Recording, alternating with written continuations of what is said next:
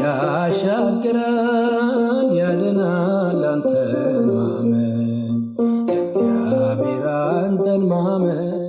ስሙን መጥቀስ የማልፈልገው አካል ግን ዛሬ ግድ የሆነው በጋሻው የሚባለው ግለሰብ በለቀቀው ቪዲዮ ላይ የሐሰት ውሸቱን ትርክቱን መግለጽ ቪዲዮን ስላየሁት እሱ የለቀቀው ማለት ነው።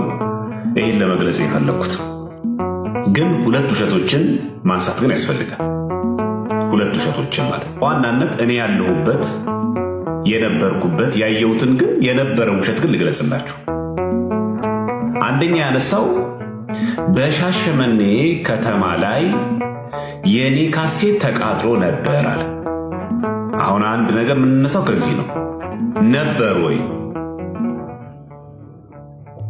የተሐድሶ ምንፍቅና በሻሸመኔ ከሀ እስከ ፐ እኔ ነበርኩ ስመራው የነበርኩት እኔ ከሀ እስከ ፐ። ይሄ መልእክት የሚደርስ ከሆነ እውነትም አንተ በቪዲዮ ያሳየኸው ያ የአንተ ካሴት ሻሸመኔ እንደተቃጠለ የሚያሳይ ከሆነ ይኸው በጋሻው ግልጽ የሆነ ዲቤት ጥሪ ያደርግልሃል። ውሸት የሆነ ነገር አቀናብረህ ያልተቃጠለ ሻሸመኔ ከተማ ላይ ያልተቃጠለን ካሴት እንደተቃጠለ አስመስል አሳየ። እስቲ ቪዲዮን አተልቀውና የሻሸመኔ ቅዱስ ሚካኤል ቤተክርስቲያን ላይ ሲቃጠል የሚያሳይ ቪዲዮ ያሳይ። ውሸት ለምን ይደረጋል? ከሀ እስከ ፐ እኔ አለው። የጸረ ተሐድሶ ዘመቻ ከመጀመሪያው እስከሚያልቅ ድረስ እኔ በሕይወት እያለሁ ሙሉ አውደ ምሕረቱን ሙሉ መርሃ ግብሩን የቅዳሴውን የሰዓታቱን የሰርኩ መርሃ ግብር ሙሉ ነው ያለው። 4 ዓመታት ነው የፈጀው። 4 ዓመታት ሙሉ ነው ያለው። በአካል በስልክ አይደለም፣ በአካል የበጋሻውን ካሴት አምጥታችሁ ሰብስበን ያቃጠልንበት አንድ ነገር የለም። አንድ የለም። ቢሆንስ ምን ችግር አለ? ሌላ ጉዳይ ነው እሱ። ለምን ይዋሻል? እኔ እኮ ከዚህ በፊት ይህን ስትናገረው አንተን ማስተዋወቅ ተገቢ ስላልሆነ ማስታወቂያ መስራት ስለማያስፈልግ ነው የተውነው እንጂ እንደው አታፍርም? አሁን በሰራው ቪዲዮ ላይ ቁራጭ እንደዚህ ቪዲዮ ቆርጠህ ሲቃጠል የሚያሳይ ምን እንደሚቃጠል እንኳን አያሳይም። እስቲ የሚካኤል ቤተክርስቲያን እያሳየ ሙሉ ቪዲዮ ቤተክርስቲያን ሲቃጠል ቪዲዮ የሚያሳይ አንድ መረጃ አምጣ። የፎቶ ያንተ ካሴት ሻሸመኔ ሲቃጠል አንተ ነበርክ በአካል? የለም። ለምን ይዋሻል? እኔ እኮ በአካል አለው። የጸረ ተሐድሶውን መረጃውን ስናወጣ ለሀገረ ስብከቱ፣ ለቅዱስ ሲኖዶሱ አባላት፣ ለጠቅላይ ቤተ ክህነት እኔ እኮ በአካል አለው። አንድም ቀን ካሴት ተሰብስቦ አላቃጠልንም። አንድም ቀን ካለ ይሄው ዲቤት ጥሪ ያደርግልሃል። ሌላ ምንም የምንወያይ ውይይት የለም። ሻሸመኔ ቤተክርስቲያን ላይ ቅዱስ ሚካኤል ቤተክርስቲያን ላይ እያሳየ ሙሉ ቪዲዮ ወየ ፎቶ ያንተ ካሴት ሲቃጠል የሚያሳይ አንድ ብቻ የምንፈልገው የለም። ካለ እና በመረጃ ከመጣሽ ማርያም ታምጣሽ። ለምን እንደ ጻድቅ ጌታ ይወዷል ያንተን ውሸት? አሁን የሰራው ቪዲዮ ላይ የለጠፍከው ያ ፎቶ በእውነት ሻሸመኔ የተቃጠለ ነው? ይሄ ትልቅ ውሸት ነው። ሁለተኛ ምንም ባላደረግ ነው ላልከው ሪከርድ ያደረኩ እኮ እኔ ነኝ። ቀድሞ ሐዋሳ መጣህ፣ የግቢ ተማሪዎችን ሰበሰብክ፣ ከቤተ ክርስቲያኑ ጭመራ ግብር አከናወንክ። ከዚህ ተከትሎ ነው ቴዲ ነኝ ሐዋሳ ነኝ ምኖረው ብዬ ደውዬ አናግሬያለሁ። ይኸው ሪከርዱ ተለቋል እኮ ማንም የሚደብቀው ሀቅ አይደለም። ቤተ ክርስቲያን በአስተምሮ ደረጃ ችግር አለባት ወይ ብዬ ጠየቅኩ። ማዕት አልከኝ። ሪከርድን ሲደግመ ስማው። ኤአይ ነው እሱ። እንደውም እኮ ከራስ አንደበት እንደውም እኔ በስልክ ብዙ ማውራት አልወድም፣ ጌታ ግን አንተን አናግሮኛል ብለህ የተናገርኩ አንተ አይደል? በዛ ሰዓትም እንደዚህ ተሐድሶ መንፍቅና ሐሳብ አልነበረኝ የምትለው ማን ሆነ ነው? ይህን ሪከርድ የተናገረው ማን ነውና? እንደዚህ አይነት ድርቅ ያለ ውሸት እውነት እግዚአብሔር ይወደው።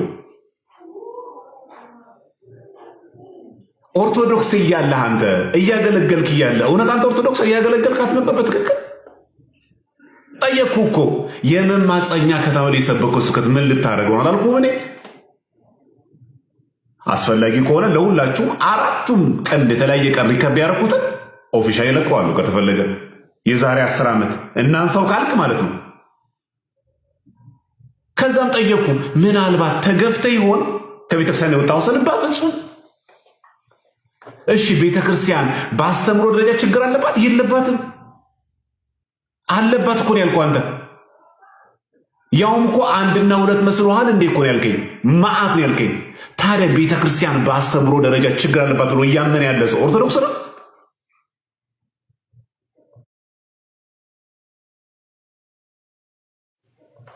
ቤተክርስቲያን በአስተምሮ ደረጃ ችግር አለባት ብሎ የሚያምን ሰው እሱ ኦርቶዶክሳዊ ተዋህዶ ነው? በውሸት ተገፋም ብሎ የመናገር የሰው ሞራል አለ?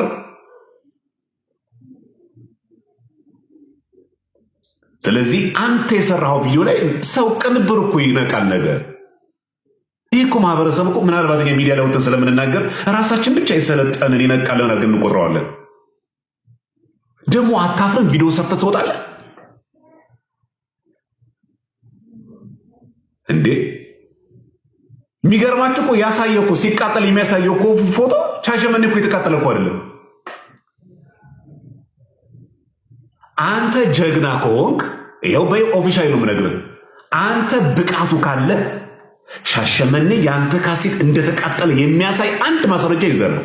እስቲ ከፍ አድርገውና ሻሸመኔ ሲቃጠል የሚያሳይ የሻሸመኔ ቅዱስ ሚካኤል የሚያሳይ በፎቶሾፕ አይደለም፣ በአይ ቅንብር አይደለም፣ በአካል ቀኑ መቼ ነበር? ምን ዕለት ተቃጠለ? አትስሙ። ይሄ ሰው ማለት ይሄ ነው። ከዛ ለሻሸመኔ ህዝብ በስክሪን ስናሳይ ከዛ ህዝቡ ደግሞ ተቀብረናል። ለዩቲዩብ ለዓለም ሁሉ ተዳረሰ። አለቀ። እኛ ያደረግነው ይህንን ነው። ማጣራት ነበረብን አንተ ኦርቶዶክስ ስለመሆን። ምክንያቱም ከያጣጫው የሚሰማው በጋሻው ኦርቶዶክስ ነው አይደለም የሚለውን ነው። ለዚህ ደግሞ ጠየቅኩ። ቤተ ክርስቲያን በአስተምሮ ደረጃ ችግር አለባት ካልከኝ በኋላ እኔ ካንተ ጋር ምን አይነት ግንኙነት ሊኖረኝ የሚችለው? ኦርቶዶክስ ነኝ እንዳስብህ ነው የምትፈልገው? ካርድ እንኳን አልቆብኝ እዛ ሳስደውልልህ ተመልሰህ እኮ አንተ ይደውልከው ጌታ ምን እንደሆነ አላውቅም ተናገር አለኝ። አንተን እያልክ ጸልይ አልከኝ። ውዳሴ ማርያም ይዤ ልጸልይ አልኩ። ልጠይቅህ ስለፈለግኩ እኔ እሱን አይደለም የምልህ። ደቤ የመታህም ጠይቀው፣ ምንም እያረክም ጠይቀው አይደል? እቻ አሁን 4 በ4 የሆነች መድረክ መጣች ቀረች ብለህ ስትናገር የነበረው አንተ ታዲያ ኦርቶዶክስ ነህ? የቤተ ክርስቲያን እኮ መድረክ እኮ አይባልም ስሙ ራሱ አውደ ምህረት ነው። የምህረት አውድ ነው። አንተ እኮ ነው ብትመጣ ብትቀር ችግር የለውም ያልከው። ይሄን ነው ለሰው ቪዲዮ ያረቅ ነው። ይሄ ቅንብር ነው። አንተ ከኔ ጋር አላወራሁም። ይሄን ስልክ ውሸት ነው ያቀረብኩት። የሆነ አንተን ለመጣል ነጥብ ለማስጣል የሚያስደርግ ነገር ንግግር ተናግሬ ነበር እዛ ንግግር ላይ። እስኪ ሪከርዱን በደንብ ስማው እና ኦርቶዶክስ እያለው በቅንነት የቤተክርስቲያኗን ስርዓት ጠብቀን መልአክን ባንዶ አልቅቁ ጨራሽ ጠብቀን ነበር። ተው መልአክነቱ ይቅርብህ። ኦርቶዶክስ ነበር፣ ተዋህዶ ነበር፣ የምግባሩ ይቅር፣ ግድ የለም። በሃይማኖቱ አንተ ኦርቶዶክስ አይነበርክ? ከነበርክ ታዲያ እንዴት ማዓት አስተምሮ ችግር አለባት እንዴት ትላለህ ታዲያ? እዛ ቪዲዮ ላይ ለጠፍከው ሻሸመኔ የተቃጠለ አይደለም ካለ ይኸው ዌልካም። ከመጣሽ አሁን ተደባብቀናል። እድሜ ለቲክቶክ እያንዳንዳችን ለምናወራው ለምንናገረው ነገር ማስረጃ ማቅረብ አለብን። እንዴ ያሰግድን እኮ ቃለ ዓዋዲ አንተ ልታስተዋውቅ ነበር። እኔ አሁን ቤቴ ቁጭ ብያለሁ። ማአት ሰው ወደ እኔ ቤት ያልከው አንተ አይደለ? እንደውም ውሸት እኮ ከተባለ እኮ እንዳንተ እኮ ያሸ የለም። ሚሊኒየም አዳራሽ ላይም ተገኝተህ መሰከርክ። የራስህ ተገፍቻ አይደለም አልክ። ጌታ ጠርቶኝ ነው አልክ። ከዛ ምን አልክ? የዛሬ 6 ወር ኢትዮጵያ ውስጥ ያሉ ጠንቋዮች ይሰበሰባሉ አልክ። መቼው 6 ወር አለፈ እኮ ዓመትም አለፈ። አንተን የተናገረ ጌታ ቃል አባይ ነው። የሚያሳዝነው እዛ ሚሊኒየም አዳራሽ ተገኝቶ አንተ ስታለቅስ አብሮ የሚያለቅስ ፕሮቴስታንት በጣም ነው የሚያሳዝነው። እንዴት ሰይጣን ግን በዚህ ትውልድ እንዴት ይሄን ያክል ይጫወታል? አንተን የተናገረ ጌታ እውነት የሰማይ ቤተ እግዚአብሔር ከሆነ የዛሬ 6 ወር ኢትዮጵያ ውስጥ የሚገኙ ጠንቋዮች ሁሉ ይሰበሰባሉ ብለህ ነበር። የት አለ? የት የሰበሰብካቸው? ቲክቶክ ላይ የሰበሰብካቸው? ዩቲዩብ ላይ የሰበሰብካቸው? መጀመሪያ አንተ ለተናገርከው ቃል አባይ የሆነ የክህደት ጥላቻ ውሸት መጀመሪያ አንተ ከዛ ውጣ። እዚህ ዛሬ እኔ ላይቭ ላይ ለመግባትም ለመናገር ፈልጌ አይደለም። ከዚህ በፊትም ስትናገሩ ሰምቻለሁ። ግን እንደው በቃ ዝም ብሎ አንተ ማስተዋወቅ ስለማያስፈልግ ነው። አሁን ጭራሽ ግን የፎቶና የቪዲዮ መረጃ እንዳለ አስመስለ ሻሸመኔ ስለተቃጠለ ከተማዋን ሲጀመር እንደዛ አይባልም። ቢሆን እንኳ ከተማዋን ለኮሳት ተብሎ አይመጻደቅም። አንድ ሰው አንደኛ ሲቃጠል በአካል አልነበርክም። የሰማው ወሬ ነው አይደል? ያውን ደግሞ የሰማው ከታድሶ መናፍቃን ነው።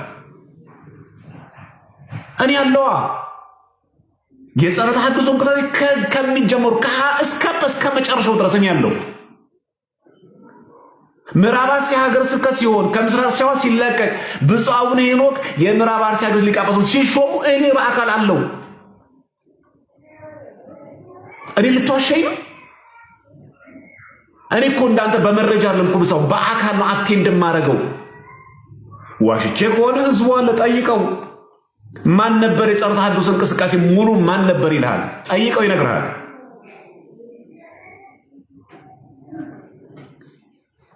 ካሴት አምጡና እዚህ ጋር ቀጥሮ አላልንም። እንትን ያደረገን ፍልፍሉ የሆኑ ሰባኪያን፣ ፍልፍሉ የሆኑ መምህራን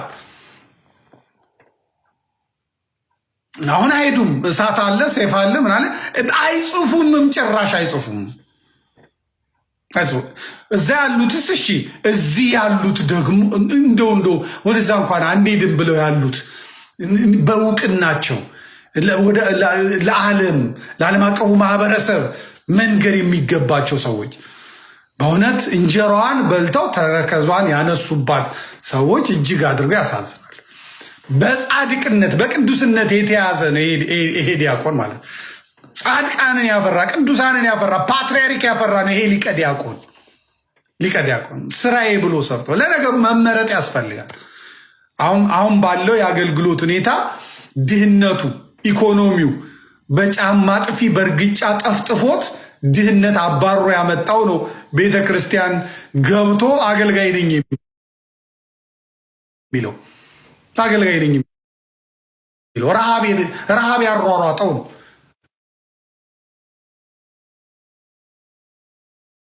ከርሱን ለመሙላት ልብሱን ስለተተኪ እንኳን የሚያስብ የለም። ሰንበት ትምህርት ቤት አገልግሎት እኮ የተናቀው ነው። አሁን ሰንበት ትምህርት ቤት ከመዘመር ውጭ ተብሏል። ጥቂት ሰንበት ትምህርት ቤቶች ናቸው ኮርስ እየሰጡ በመንደፋደፍ ላይ ያሉት።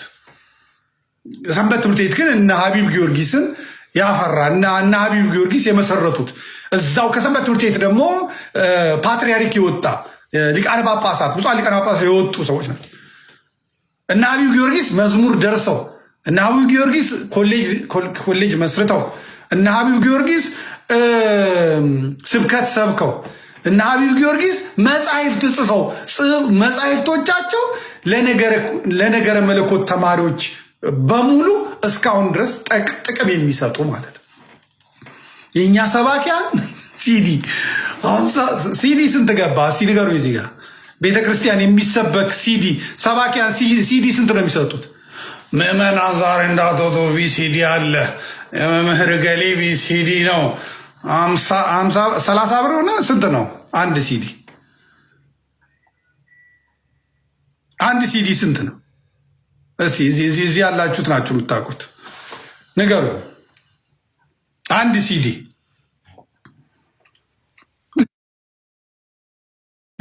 150 ገባ 200 ግን ምን ወረቀት ነው ሲዲ የለም አሉ። አንዳንዱ 142 170 ይላሉ፣ አንዳንዱ ሲዲ የለም ይላል። ብቻ የኛ ሰባኪያን የኛ ምኖች ያንን ሲዲ ይዘው ይመጣሉ። አይከፈትም። ወንጌል ባናቱ ይተከል። የምን ወንጌል ነው የምታወራው? ክብር ይበልጣል። ወንጌል ይላሉ እንዴ? ወንጌል አይደል እንዴ? ስለያዝኩኝ ማንም እየመጣ የሚጨፍርብኝ ቀቅላችሁ ብሉት። ወንጌል ምን አባቱ ያደርግልኛል? በክብር አልደራደርም እኔ። ሰላም እንዴት ናችሁ? እንግዲህ እንደሰማችሁት ነው አሁን ማህበራዊ ሚዲያ ላይ የሚመላለሰው የዮናስ ሙሉነህ የክሽፈት ታሪክ ነው። እኔ መውደቅህ አስደስቶኝ የምናገር አይነት ሰው አይደለሁም። ወንጌል ምን አባቱ ያደርጋል ያልከው ወንጌል ስለ ክርስቶስ ነው። መጽሐፍ እንደሚል ስለ መሞቱ ስለ መነሳቱ። ወንጌል የዘላለም ሕይወት ይሰጣል፣ ቤር ልጅ ያደርጋል። ወንጌል የቅዱሳን ማህበር ይቀላቅላል። ምን አባቱ ያደርግልኛል ያልከው ያው አጥማቂክ ራሷን ነብይት እያለች የምትጠራ ቡርቴ የተባለች ሴት የለብለብ ክርስትና ፕሮፓጋንዳ እዚህ ሶሻል ሚዲያ ላይ ከሌን አዳንኩት የሚል ቅበብሎች ደግሞ ጌታን ተቀበልኩ በሚል ሰው ሁሉ ቤት ውስጥ እየገቡ እግዚአብሔር የማያውቀውን ማህተባቸውን እየመቱ እከሌ ክርስቲያን ሆኗል የሚል የበሽቅሽቅ ወንጌል የሚሰሩ ወገኖች ስላጫጫሁልህ ልክ እንደ ዳነ ሰው አክት ለማድረግ ሞክረሃል። ካልዳንክም ነው የፈለግከውን ትጨረጨራለህ፣ የፈለግከውን እንደ ዳንክ ትተውናለህ። ግን ሲረግጡክ ሲነኩ አለመሞትን ወይም ክርስቲያን አለመሆንህን ባባይ ታሳያለህ። ከዚህ በፊት ያልከውን አንድ ነገር ላስታውስክ። ወንጌል ምን አባቱ ያደርጋል ስላልከው ወንጌል ሊያሾ የምትባልን እህት ጠቅሰክ እንደዚህ ብለህ ነበር። መግቢያ ሲጠፋ ጴንጤሉን ብትይልያ ነው አይቻልም። እኔ ወንጌሉን ሰምቼ ምክንያቱም ሮሜ 10:17 እንደሚለው ወንጌል በመስማት ነው፣ መስማትም የእግዚአብሔር ቃል ነው። ሰምቼ ነው ፈርቼ ጴንጤ ያልሆንኩት። ፈርቼ አይደለም ሰምቼ ነው ጴንጤ የሆንኩት። አንቺ ግን ሲጨንቅሽ ብትመጪ አንቀበልሽም ብለው ሁሉ የፕሮቴስታንት ወይም ደግሞ የጴንጤውን ማህበረሰብ ከተንበሩን የሚቆልፈው ቁልፍ ያዥ እንደሆንክም አክት ስታደርግ ነበር። ክርስትና የእውነት ክርስቲያን መሆኑ የሚታወቀው ሰዎች ሲያዋርዱ መከራ ሲደርስብህ ስትናቅ ስትተች እንደሆነ ከዚህ በፊት ልነግርህ ሞክሬ ነበር። ትክክለኛ ካልሆነ አድራሻና በትክክል ወንጌሉን ከማያስተምሩ ሰዎች ስለሆነ የተቀበልከው በዚህ ወንጌል ውስጥ መዋረድ እንዳለ መከራ እንዳለ ከዛ የሚበድሉን ምህረት እያደረክ መቀጠል እንዳለ አላስተማሩ። እኔ እንደተሰደብኩት ያው ራሴን ጽድቅ ለማቆም አይደለም እዚህ ሶሻል ሚዲያ ላይ እኔ እንደተዋረድኩት አንተን ጨምሮ በጣም ብዙ ሰዎች እኔን እንዳንጓጠጣችሁት እኔ እንደተሳደባችሁት ቢሆን ኖሮ ወንጌል ባናቱ ይዘግዘቅ የማለት የነበረብኝ እኔ ነኝ ካንተ አንፃር እዚህ ሶሻል ሚዲያ ላይ ስላለው ማለት ነው። ነገር ግን እንደዛ አላልኩ። ሰዎችንና ወንጌልን ለይቼ ነው የማየው። የአጋንንትን ፈተና የሰዎችን ፈተና ለይቼ ነው የማየው። ስለዚህ መጽሐፍ ቅዱስ ስለ መጽናት የሚያወራውን ነገር ልነግርህ ነው የምፈልገው። መሞት አለበት ልላ አይደለም የመጣሁት። አሁንም አረፈደም ብራዘር። ወንጌል ራስን አዋርዶ ጌታን ማስከበር ነው። ወንጌል ስለ እውነት መገፋት ስለ እውነት መጠላት ነው። ሰዎችን ማሳደድ አይደለም፣ ሰዎችን መሳደብ አይደለም። እንዳንተና አንተ ጋር እንደተሰበሰቡ ክርስቲያን እንደሚሉ ሰዎች ማለት ነው። ስለዚህ ዮኒ ማኛ ወንጌል ባናቱ አይዘቀዘቅም። ወንጌል አንዴ በቀራንዮ መስቀል ላይ ሞቷል። የኃጢአትንና የሞትን ቀንበር እርግማን ሰብሯል። ይህ ወንጌል ደግሞ ስለ ኃጢአታችን ስለ በደላችን ስለ ሞተው ስለ ኢየሱስ ነው። የፈለከውን ያክል ብትናገር ልታዋርደው አትችልም። ምክንያቱም ወንጌል የቆመው የኢየሱስ ክርስቶስ ውርደት ላይ ስለሆነ በጥፊ መመታቱ በመከራና በመሞት ማለፉን ሞትን አሸንፎ ደግሞ መነሳቱን ላይ የሚያጠነጥን ስለ ክርስቶስ የሚናገር የምስራች ስለሆነ ወንጌል አንድ ጊዜ ነው ውርደት። አሁን ስለ ወንጌል እንዋረዳለን እንጂ ወንጌል አይዋረድም። ምክንያቱም ወንጌል ሊከብር ለዘላለም በአባቱ ቀኝ ተቀምጧል። አሁን ማንም ተነስቶ እንዳንተ ክፍት አፉን ስለከፈተ ስለተናገረ በፍጹም ወንጌል የሚዋረድበት ምክንያት የለም። ከእውነተኛው ምንጭ ያልቀዳ እውነተኛውን ወንጌል ያልሰማ ሰው የእውነት ዳነ ብለን ለማውራት ባንቸኩል ደስ ይለኛል። አሁንም አንተ የዳነ እውነትና ውስጥ ካለህ መመለስ የምትችልበት ይቅርታ የምትጠይቅበት እድል አለ እላለሁ። ይመች።